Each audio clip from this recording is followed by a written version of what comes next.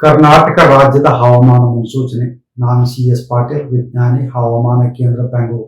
ನಾನು ಮುಂದಿನ 7 ದಿನಗಳವರೆಗೆ ಕರ್ನಾಟಕ ರಾಜ್ಯದ ಹವಾಮಾನದ ಮುನ್ಸೂಚನೆಯನ್ನು ಸಂಕ್ಷಿಪ್ತವಾಗಿ ವಿವರಿಸುತ್ತೇನೆ.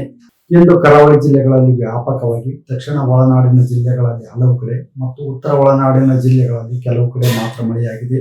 ಪ್ರಮುಖವಾಗಿ ನೀಲಕಂಠ ಉತ್ತರ ಕನ್ನಡ ಜಿಲ್ಲೆಯಲ್ಲಿ 4 ಸೆಂಟಿಮೀಟರ್, ಆಗುಂಬೆ ಶಿವಮೊಗ್ಗ ಜಿಲ್ಲೆಯಲ್ಲಿ 6 ಸೆಂಟಿಮೀಟರ್, ಭಾಗಮಂಡಲ ಕೊಡಗು ಜಿಲ್ಲೆಯಲ್ಲಿ 2 ಸೆಂಟಿಮೀಟರ್ ಮಳೆಯಾಗಿದೆ. ಈಗ ಕರ್ನಾಟಕ ರಾಜ್ಯಾದ್ಯಂತ ಮಾನ್ಸೂನ್ ದುರ್ಬಲವಾಗಿದೆ.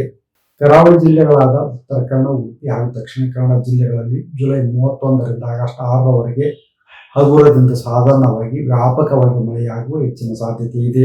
ದಕ್ಷಿಣ ಒಳನಾಡಿನ ಮಲೆನಾಡು ಜಿಲ್ಲೆಗಳಾದ ಶಿವಮೊಗ್ಗ, ಚಿಕ್ಕಮಗಳೂರು, ಹಾಸನ ಹಾಗೂ ಕೊಡಗು ಜಿಲ್ಲೆಗಳ ಹಲವು ಕಡೆ ಸಾಧಾರಣವಾಗಿ ಜುಲೈ 31ರಿಂದ ಆಗಸ್ಟ್ 6ರವರೆಗೆ ಮಳೆಯಾಗುವ ಹೆಚ್ಚಿನ ಸಾಧ್ಯತೆ ಇದೆ.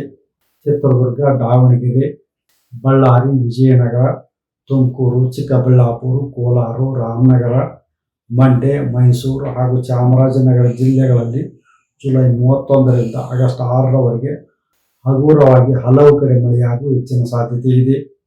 ಉತ್ತರ ಒಳನಾಡಿನ ಜಿಲ್ಲೆಗಳಾದ ಬೆಳಗಾವಿ, ಧಾರವಾಡ, ಹಾವೇರಿ, ಗದಗ, ಬೀದರ್, ಕಲಬುರಗಿ, ಯಾದಗಿರಿ, ರಾಯಚೂರು, ವಿಜಯಪುರ, ಬಾಗಲಕೋಟೆ, ಕೊಪ್ಪಳ ಜಿಲ್ಲೆಗಳಲ್ಲಿ ಜುಲೈ 31ರಿಂದ ಆಗಸ್ಟ್ 6ರವರೆಗೆ ಕೆಲವು ಕಡೆ ಮಾತ್ರ ಹಗುರವಾಗಿ ಮಳೆಯಾಗುವ ಹೆಚ್ಚಿನ ಸಾಧ್ಯತೆ ಇದೆ.